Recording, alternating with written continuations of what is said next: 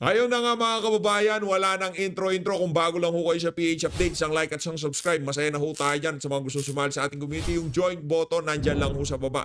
Kung gusto nyo kayo ang pinakaunang makakita sa ating mga reaction videos, kanyo na ho yung QR code. Ayun na nga mga kababayan, 962,575 subscriber na ho tayo. Konti na lang, magna 970,000 subscriber na ho tayo. Ayun na nga mga kababayan, dito sa video na to, etong si Mayor Vico Soto, dismayado doon sa mga journalist na in-interview yung mga kontraktor na gustong pumasok sa politika. Ha? Yung ibang klase ho yung mga revelation dito ni Mayor Vico Soto. 10 million daw di umano ang ibinayad dito sa mga journalist na uminterview dito sa mga kontraktor, DPWH kontraktor ha, na ngayon nasasangkot sa samot-saring iskandalo kaugnay sa flood control. Umpisahan natin ang ating talakayan dito kay Ma'am Cathy Binag. Ibang klase itong filter nitong si Ma'am Cathy B. Talagang kahit isang pinagbakasan ng tigyawat, wala ho tayong makikita dito sa video. Kumusta na kaya itong si Ma'am Cathy Binag? Ito, panoorin natin. Magandang gabi, mga friends. Mga friends talaga. Hi, hello. Anyway, eto, kakatapos ko na mag-dinner. Nag-video ako ngayon kasi gusto ko lamang magtanong. Gusto ko lang tanungin yung mga maiingay sa social media na dati ay walang hinto at walang humpay, kumbanatan or questionin at mag-ask ng accountability sa 120 million na confi fund ni VP Sara. Bakit ngayon ang tatahimik at hindi pinag-uusapan ang almost 1 trillion plus, sabihin natin not almost, 1 trillion plus talaga, na flood control projects at iba pang ghost projects na kasama nito. So, bakit hindi nyo ito pinaglalaban if you're asking for accountability? Bakit kayo nananahimik? Kung ang talagang inyong hangarin is para sa bayan, kasi yan naman ang panawagan nyo din noong mga panahon kini-question nyo yung Conti Fund. So, eto mas matindi. Ayan na pinag-uusapan, may mga ebidensya, at saka meron na ang tag dito, lumalabas na yung katotohanan. Bakit hindi nyo ito pag-usapan? Dahil ito ay 1 trillion pesos plus. Nako. Napakalaki na pera nito. At ito dapat ay pagtuunan natin ng pansin dahil ang perang yan ay pwede na makatulong sa mamamayang Pilipino at mapagaan ang pamumuhay ng mga mahihirap. So, eto ilaban nyo kung you're really care, you're really looking for accountability or you really care for our nation, 'di ba? Kasi mali naman yung selective lang, 'di ba? Ang layo ng 120 sa 1 trillion. So dapat dito kayo mag-ingay, araw-arawin nyo rin para naman maniwala kami na ang talagang inyong hangarin is para sa mamamayang Pilipino at sa ating bayan, hindi po sa inyong personal na interes lamang. Iyon. God bless and good night. Ayun, God bless and good night. Ay, ano ang napakalupit na birada nito si Ma'am Cathy Binag, kaugnay dito sa mga maiingay na congressman sa mga nakalipas na panahon, kagaya ni Rog Gutierrez, JJ Suarez, Zaldico, sino pa? Marami ho dyan maiingay si Martin Romualdez, di ba? Accountability sila ng accountability. Sino yan? Meron pa, marami yan itong si Joel Chua, itong si Robert H. Barbers. Oh, Robert H. Ano nangyari? Ba't parang tahimik ka na? Boss, ano nangyari sa'yo, boss? Ano nanto ka? Ba't parang nawala sa sirkulasyon itong si Robert H. Barbers? Ngayon kayo magsalita kung para talaga kayo sa taong bayan. Kahit na natapos na termino nyo dyan sa House of Representatives, dapat tuloy-tuloy ang pakikibaka kung totoo yung pinagmamalaki nyo nung panahon ng Tuadcom na yan. Teka lang, ano na nangyari sa Tuadcom? Kailan kayo mag-uumpisa? Anong pag-uusapan nyo? Yung mga nawawala sa bungero? Hoy, Benny Abante, umpisahan mo na yung Tuadcom mo. Hanapin mo yung mga nawawalang sa bungero. Habang napakatindi ng skandalo dito sa mga flood control, hanapin mo yung mga nawawalang sa bungero. Sige, tingnan natin kung kaya nyo tabunan tong isa na to. Tingnan natin, game. Oh, game mo. Ilalive ko yung ano nyo na dyan, yung Tuadcom nyo. Tingnan natin kung di kayo pagmumurahin ng ating mga kababayan.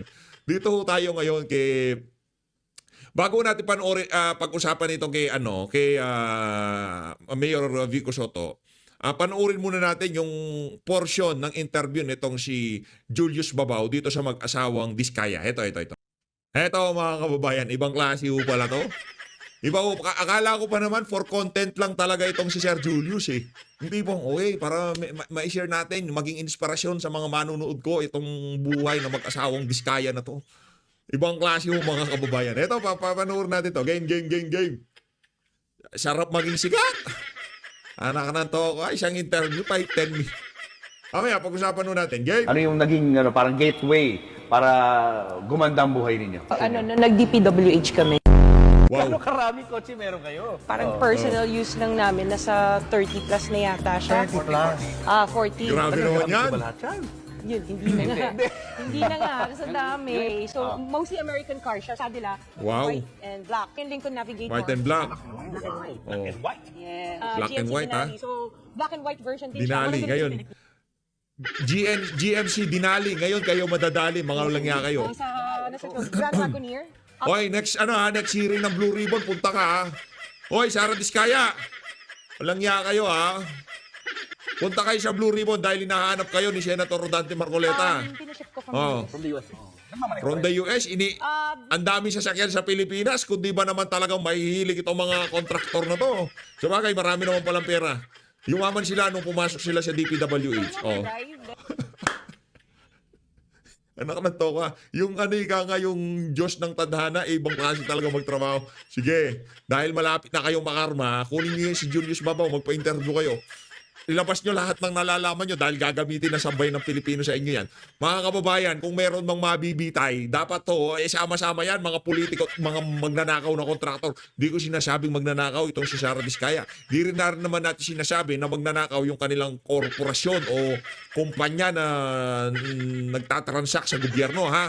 Sinabi natin dito, pag napatunayan, halimbawa, yung mga yan, kasama, wala tayong magagawa. Sana maisa katuparan na yung na yan, parusang gurgur, ika nga. Left, right. Hindi ako marunong mag-park. Si Suburban. Tsaka si Wow, ganda. Alphard. Daming sasakyan. And then, Wow. Tundra. Yan, pangarap ko yan. Yung Toyota Tundra. Pangarap ko yan. Imported din to, no? Yes. Parang walang ganito dito, no? And then the Toyota Sequoia. This is the TRD Pro. Gusto ko magkaganon. Kaso, eto, lagi ko naman sinasabi sa mga kababayan natin to, meron ho tayong mga pangarap sa buhay na alam natin na hanggang pangarap lang yan. Okay na yun, hanggang pangarap lang. Hindi naman masamang pangarap, di ba? Oo, okay na yun, pangarap lang naman eh. Ayaw ko naman pumasok sa DPWH. Ayaw ko rin naman maging contractor. Kaya pangarap lang yung Toyota Tundra na yan. Di ba? O, ano pa meron ka dyan, madam?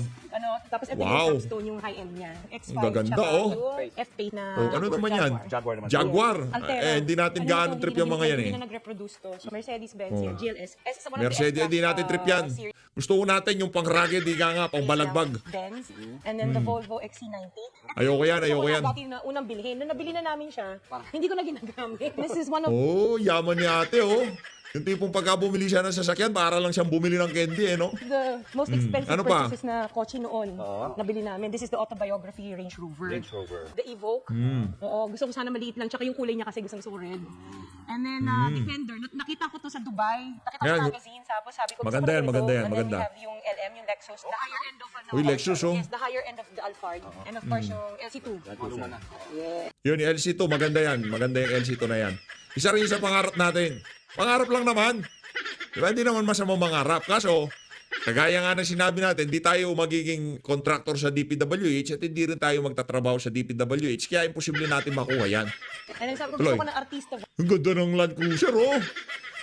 Pambira, pagka nga naman naging contractor ka sa DPWH, oo. Oo, yung Savannah. Nagpahanap talaga ako yung artista van. So, GMC siya. Wow. And unang bili namin ng white na GMC. Cadillac, dumating tong Ford Bronco. Binalik to. So, this Ford is one of the first Bronco. editions of the Ford Bronco. Hindi natin gaano So, trip yan. Pang ano yan, pang contractor yan. Okay na tayo sa sa motor. Maganda na yung motor. GLE. Tapos ito yung X7. Nung lumabas siya, bumili kami kaagad. Tapos we have yung Sprinter. Isang artista van din siya. Showbiz to showbiz. Wow. Artista ba naman? Ito naman, Yan ang sinasabi ho natin mga kababayan. Mahaba to, mahaba. This is my son's car birthday Oh. namin sa kanya to. Ito. This is the Porsche, yes. Sabi namin, gusto namin makakaano ng medyo parang sporty, pero hindi namin nagagamit. And then we have the Maserati. Maserati? Yes. Maserati. So, nung Hindi ko man alam ho yung mga brand na yan. Ito, rekta na ho tayo kay Mayor Vico Soto. Ang sabi ho nitong si Mayor Vico Soto dito sa kanyang post na to, with this interview again going viral, let's look at it from a different angle. Bago tanggapin ng mga kilalang journalist ang alok para mag-interview ng kontraktor na pumapasok sa politika, hindi ba nila naisip na, uy, teka, ba't kaya handa to magbayad ng 10 million para lang magpa-interview sa akin? Hindi mo ba tinanong yan, Boss Julius? Boss Julius, di mo ba tinanong yan? O buti ka, hindi ba, bakit handa magbayad ng 10 million sa akin itong alin na to sa isang interview lang? Konting edit lang, konting ganito lang. Walang ad revenue dito. Rekta na, pagka in-interview mo, yun na yun. Di ba? Oh, tuloy natin mga kababayan. I know for a fact that there are many good, honest people in media who are disappointed, if not angered, at practice like this, which undermine the integrity of their profession. In this case, maybe they didn't do anything technically illegal, but at the very least, it should be considered shameful and violative of their spirit of the code of ethics. Pwede silang magtago sa gray area. Hindi naman journalism ito. More of lifestyle lang. Ito po pala eh. More of lifestyle lang. Di ba? Yung ano nila, yung pagbablog nila dito sa mag-asawang Diskaya na to. Kailangan kasi ng sponsor. Pero wag na tayong maglokohan. They rose to national prominence as broadcast journalists, news personalities. Puhunan dapat nila ang kanilang reputasyon at kredibilidad. At sa ganitong kalagaran, ito rin ang reputasyon at kredibilidad na pinahiram nila sa mga kurap kapalit yung money sign, ika nga. Let's remember that corruption is systemic. It permeates into very sector of society, not just government, but we can slowly but surely break into cycle if more and more of us consistently do our part, whatever we are and whatever our position, maybe one step at a time. At palakpakan ho natin itong si Mayor Vico Soto na ika nga inalmahan niya yung kalakaran nitong mga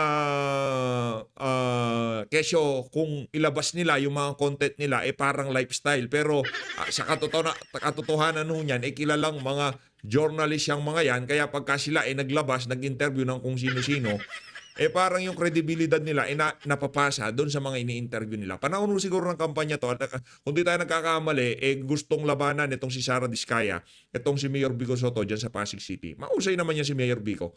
Lipat na ho tayo mga kababayan dito kay itong si Manuel Bunuan. Sa totoo lang, di ko alam kung nagdidiliryo to o ano na nangyayari dito sa mama na to. Sa mga kamag-anak nitong si Manuel Bunuan, anuhin nyo ho siya ha. Bantayan nyo ho siya. Mahirap na. I leave it to the pleasure of the president. Wag na. Ito ang pusang whatever the president will decide for me, I'll accept it. Talaga naman, ang kapal ng mukha. Muling giniit ni Public Works and Highway Sec Manny Bunuan na ipauubaya na niya kay Pres Bongbong Marcos ang pagdedesisyon kung mananatili siya sa posisyon. Sa gitna nito ng panawagan kay Bunuan, teka lang bago tayo magkalimutan. Kasi ang mangyayari ko kasi dito, ang cycle dito, pagka natanggal na sa pwesto, aswelto na Dapat, yung bagong DPWH Secretary, hindi papatawag sa mga hearing. Walang alam yan Lahat ng kabalbalan o katanungan, isa lang makakasagot niyan, si Manuel Bunuan, kahit na hindi na siya ang DPWH Secretary. Kung sakali magkaroon ng hearing, siya pa rin ang dapat kausapin dyan. Kay Bunuan na magbitiw sa pwesto o mag-leave of absence dahil sa issue sa umano'y maanumalyang flood control project sa bansa. This is the time for me to see how we can improve the system and contribute in whatever way I can. Sabi ni Bunuan sa programang One Balita One Balita Pilipinas, One PH. Ayun o mga kababayan, kung ako sa'yo, Manuel Bunuan, pahinga na ho kayo. Ika nga, night-night na. Tapos na ho, wala na ho kayo. Kahit sinong presidente, di na ho kayo kukunin sa gabinete nila. Napakapalpak nyo hong DPWH secretary. Kung sakali bang mag-ingay kayo dyan sa cabinet meeting, sabihin yung gano'n, Mr. President, ginagago ho tayo ng mga congressman. Sa inyo ho ang bagsak ng lahat ng kapalpakan nito. Kahit sabihin nyo pong mahiya naman kayo, ngayon pa lang tapusin na natin to 2023. Tapos ang problema, 2024 kasi yung 2024 budget sila natatrabaho na. So 2023 Kasi 2022, pagdating nila may budget na. O sa pagpasok nila, tatabawin nila 2023. 2023, nakita nila na yung budget falsifikado, pwede na silang bumanat kaso hindi nila ginawa kasi nag-enjoy din sila. Eto, rekta ko tayo dito sa interview ni Ma'am Pinky Web dito kay Arnan C. Panaligan. Itong si Arnan C. Panaligan, mayat-maya ding interview mo, brad. Game. So balikan po natin yung sinasabi mo, galing po ito sa net. Dali lang Balik lang ho natin kasi medyo marami na ho silang napag-usapan. Ayan, game. The province's first district representative strongly denies any hand in alleged Ganda ni Ma'am irregularities and claims he even flagged Sulit. issues with the DPWH himself. Let's get on point with Congressman Arnan Sulit. Panaligan, who joins us on the line. Congressman, good evening to you. Welcome to the show, and thank you so much for your time. Good evening, Miss Pinky, and good evening to your listeners and viewers. Thank you, sir. Senator Ping Lacson's privileged speech talked about flood control projects that were either substandard or even ghost flood projects or guni-guni, yun nga po ang tawag niya, non-existent. And in his speech, sir, you were the only lawmaker identified, that would be the right word, identified, which formed part of his presentation dahil po sa inyong naging accomplishment report. Sir, first of all, what is your reaction to this? Well, that is really most unfortunate and very sad, that my name was dragged into this flood control controversy. I want to stress that... Di ba kung sabi ko sa iyo kung gusto magpaliwanag sa prosinto na nandiyan ka na naman sa on point. Hindi, natin, pagbigyan na natin. Masakit na loob nitong si... First of all, for context, Oriental Mindoro is a flood-prone province. If you will recall, in the press conference of the President a few weeks ago, he mentioned the top 10 flood-prone provinces, and Oriental Mindoro, I think, is number 8 or number 9. But in terms of the number of flood control projects, my province is included in the list of projects with the most flood control projects. So kailangan po talaga may flood control sa amin, probinsya, dahil kami flood prone. Pero yung pong inilagay ng DPWH ng mga proyekto, yun po ay submitted nila. Initiative po nila yan, proposal nila, that they included in the NEP or the National Expenditure Program beginning 2003 until All right. 2025. Yeah, but Congressman, the reason your name was flashed was because of, I guess I would say, if it would be fair to say, your doing, because when they checked, at least the team of Senator Ping Lacson checked, dito po nakasulat yung Congressman Arnan C. Panaligan, House of Representatives, January 8, 2024. Ito po yung lumabas na midterm accomplishment report. Funded, yung nakasulat was supposed to be funded by your office. Is this something you agree with, sir? Can you confirm this? Yes. Technically, those projects are funded not by my office, but by Congress in general. After all, it is Congress that passes and enacts the General Appropriations Act. So, kung tutusin, technically, tama naman na Kongreso ang nag-fund doon, congressional funding. Kaya isinasama po naman natin sa ating accomplishment report. Yan po naman ay ginagawa all over the country, Okay. na yung mga proyekto ng gobyerno ay ating ina-attribute So na you're- accomplishment. Opo, you're owning up to this. Ito po at least yung inyong accomplishment report from Yes, June oo. 30, 2022 to December 31, 2023. In Nawan, it's 3.728 million, and in Baco, it's 807 million. Yes, as an accomplishment. that is an actual accomplishment kasi nga po, yan po ay nakalagay sa General Appropriations Act na enacted ng Congress. Sorry. Pero yung proposal I- po, yung original proposal, ay nanggaling sa DPWH. Yes, sir. I want to correct myself there. That's 3.7 billion. I think I said Yes, million. Opo, yes, sa yes. Nawan. Oh, Okay. oh, So billion. balikan po natin yung sinasabi mo. Galing po ito sa NEP, no? The NEP, National Expenditure Program, coming of course from the executive branch of government. Basically, galing po yan sa Malacanang. Ito ho bang sabihin po natin sa Nawan na 3.7 billion and Baco na 800 million. Did you see this in the NEP nung inyo pong binusisi ang National Expenditure Program? Yes, ang procedure po kasi sinasabit ng Executive Department through DBM ang NEP sa Kongreso. So tinitingnan po namin ang allocation bawat district. Nakalista na po yan. Hindi po tayong proponent. We can say tayo recipient ng proyekto pero hindi tayong proponent. Ang DPWH ang naglagay niyan, nag-identify ng projects kung saan ilalagay at magkano. Dahil alam naman siguro ng DPWH yung mga flood-prone areas Okay. sa aming probinsya. And you knew, you were saying that you knew about this upon your analysis, your examination of the National Expenditure Program, na meron ho talagang 3.8 billion sa Nawan at meron pong 800 million sa Baco. You knew this? Yan, kasi po nakita natin sa NEP. Apo. After submission ng DBM, tinitingnan natin yung portion ng DPWH, nandun po yung mga proyektong yan. And would you say, At yun naman- yes. Opo, Congressman, sorry to interrupt you, and would you say that you were quite happy or even ecstatic that medyo malaki po itong naging budget para sa Nawan at 3.8 billion? Nagkapasalamat po kami dahil yung pong Nauhan at Baco ay talagang flood prone. If you will ask yung mga taga rito sa Oriental Mindoro, kawawa po yung mga lugar na yan, talagang kaunting ulan, yung habagat season, ay lubog sila. Hindi lamang yung mga, even yung mga town center nila ay lubog. At yung pong area na yan ay major agricultural areas, palay areas. Kaya nga, we're thankful. I said in previous interviews na 2009 pa may ginawa kaming master plan pero hindi na pondohan kahit 1 centavo. It was only after ilang years yun, 24 years ba yun, 2023, nung nagsimulang mapondohan yan. So we are of course, we welcome that project, those projects. Hindi naman namin sukat akalain na may problema pala sa design or sa implementation. Congressman, That is another matter. what do you think happened from 2009 that you already had supposed wanted plans, no, especially for Nawan, dahil nga flood prone po itong area na to, and all of a sudden in the past year or so, you have this 3.8 billion. I guess the question would be, malakas ho ba, naging malakas ho ba, for example, si Congressman Arnan Panaligan sa House of Representatives or sa DPWH man lang para po bigyan ng 3.8 billion ang Nawan?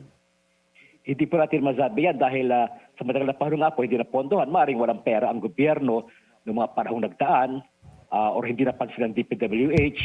Pero noong 2023, ako po yung neophyte congressman noon, kaya hindi tayo hindi tayo malakas noon. Maaaring nakita nila na flood prone at maring in those years, before those years, 2023, nakita nila ang malaking baha, patuloy na malaking baha sa Oriental Mindoro, kaya marahil naisipan ng DPWH na dito na nila ilalagay yung mga malaking amount na yan.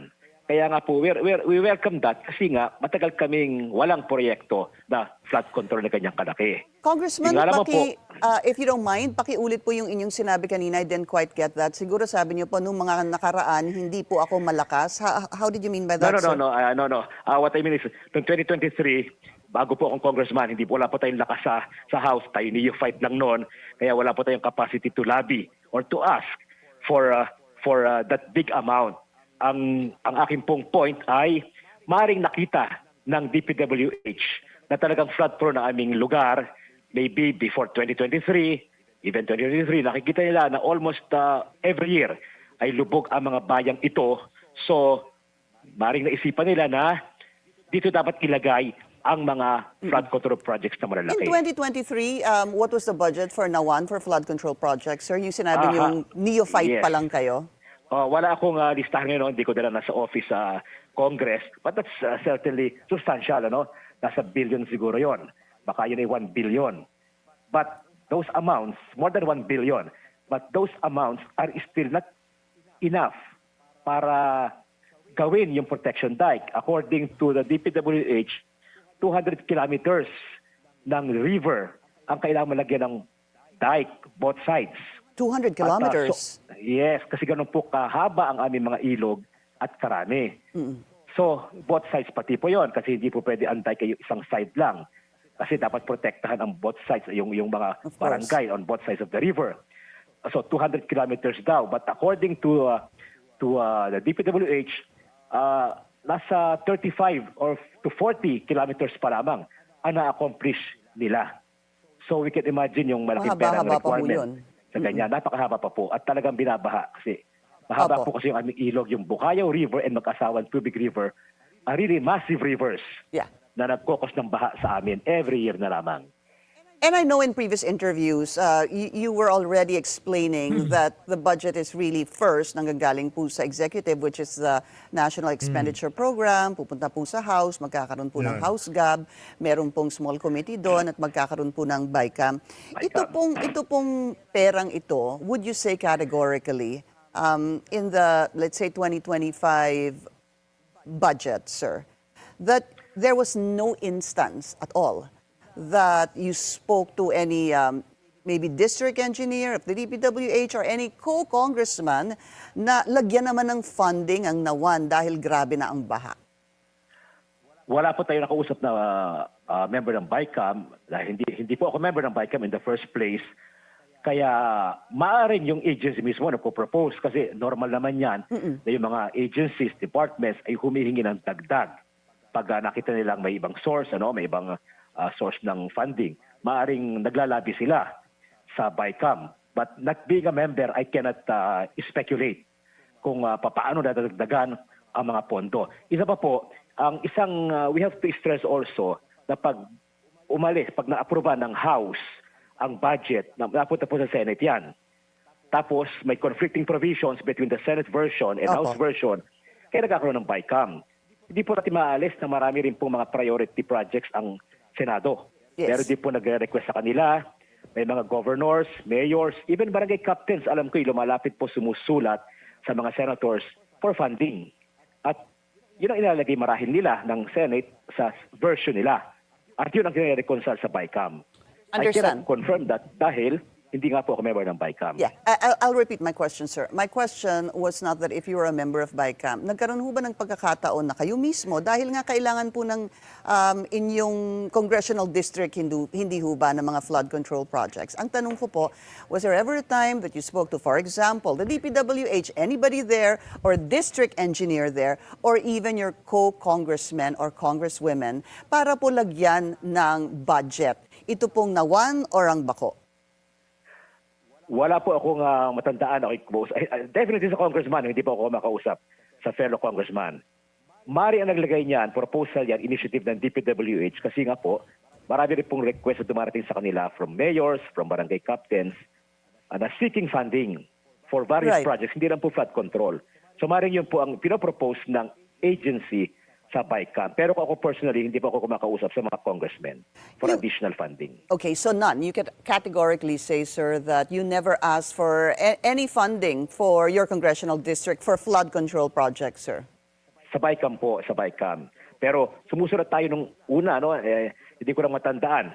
Pero sumusunod tayo nun sa secretary na i-include nyo naman itong lugar na ito, mas Yes. kailangan ito, ang flood control. Yes, sir. Yun ang Actually, kadalang isinasama sa NEP. opo. Yun nga po yung tanong ko eh. Kaya nga binabili Yes, ko po yes. doon sa tanong na, Yes, kayo ho opo. ba bilang congressman, sumangguni, pumunta sa DPWH, kinausap ang DPWH at sinabi na pakisama naman ang Nawan at Bako dahil grabe ang baha namin. Yun po ang tanong ko, hindi po yung small committee at hindi po yung BICAM. Yes. Pinapanting natin sa DPWH na yun ang ating request na mapondohan ang flood control project sa Bako, sa Nauhan, ibang bayan pa. At So you sought kaya lang, funding? nag-identify. Opo, so you sought funding? Yes, of course. Yun po normal, ginagawa yun. Kasi nga po, ang gumagawa ng NEP ay yung agency. Yung nagpo-propose sa NEP, yung mga proyekto ay yung ahensya. Right. In this case, sa flood control yung DPWH. Was- So para ba ating pakiusap, isama nyo naman ito sa inyong budget proposal. Yes, sir. Yung So- iba lumalabas, yung iba naman karaniwan ay hindi. Ibang project ang lumalabas. At nung kayo po ay humiling na isama naman po ang Nawan at Baco, nabigyan ho ba kayo ng sagot at kanino ho kayo sumanggo? Who did you speak to? Letter lang, I didn't speak, just letter. And I did not even receive a reply. No? Basta nagpasa tayo ng sulat, pero ang reply, nakikita lang natin na nasa NEP ay may mga specific projects na hindi na natin chinek kung yun nga ba yung ating request. All right.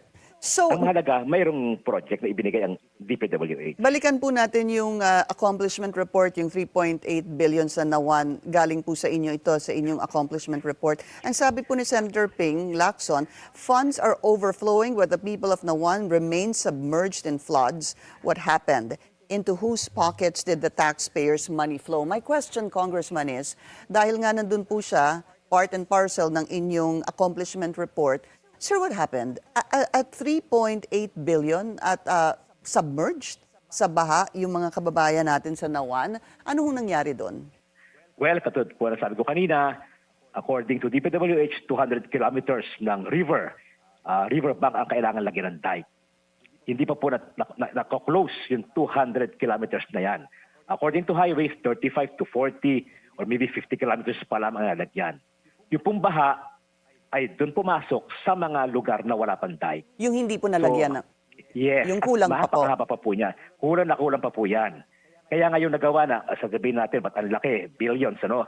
Well, yun nga ang problema, billions ang nagawa na, pero hindi pa tapos. As per info Di pa tapos. Yun from yun eh. DPWH, 200 kilometers ng river ang kailangan sarhan. Pero 35 to 40 kilometers pa lang daw ang nagagawa. Kaya talagang babahain kasi hindi pa tapos. Okay. Congressman, yung pong sinabi din ni Senator Ping, yung hatian dito sa proyekto, no?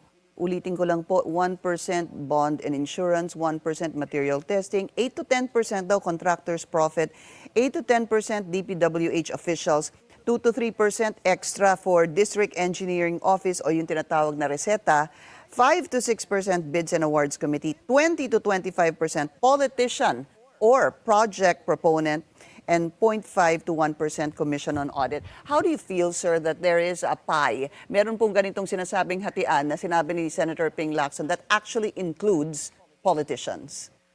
Well, that is very unfortunate indeed na meron kanyang hatian. Pero personally, wala po akong knowledge na ganyan, na hatian.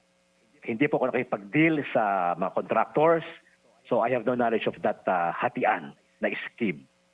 And while Hindi we're po tayo kasama dyan. Opo, while we're at it, sir, dahil napag-usapan din po itong mga contractors, sabi nga din po ng COMELEC that they will initiate a motu proprio investigation on contractors who donated to politicians. Dahil nga po, this is a violation of Section 95 of the Omnibus Election Code. Sir, ang tanong ko po sa inyo, kayo ho ba nakatanggap ng kahit na anong contribution mula po sa mga contractors? Wala po, I can say that categorically, na wala po tayong tinanggap na campaign donation sa mga contractors. Wala po nagbigay sa akin, wala nagkusan magbigay dahil nga siguro kita nila ako'y unopposed noong nakarang eleksyon. Kaya siguro feeling nila, wag nang pansinin yan, hindi niya kailangan ng campaign fund kaya wala nagbigay po sa atin ng campaign donation being dahil nga wala naman tayong kampanya, Kalaban. wala tayong naging kalaban. Yeah. Opo. Opo, I was actually looking at your background, sir. Mayor from 1995 to 2004, governor from 2004 to 2010, mayor from 2013 to 2022, congressman since 2022. So 95, 5, so almost 30 years in service, sir. 30 years. I started young, kaya ganun po. All right, just as a last question, sir, do you plan to reach out to Senator Ping Lacson dahil nga sa lahat ng mga politiko, ang lumalabas na pangalan ay yung inyo for now?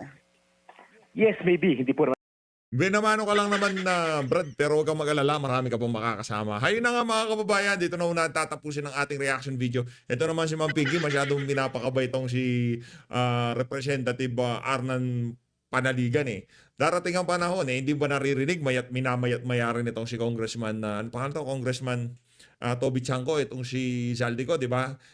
Marami kayo, huwag kang mag-alala, marami ko kayo. As always, maraming salamat to. Mag-ingat ko kayo lahat. Alam natin Pilipinas.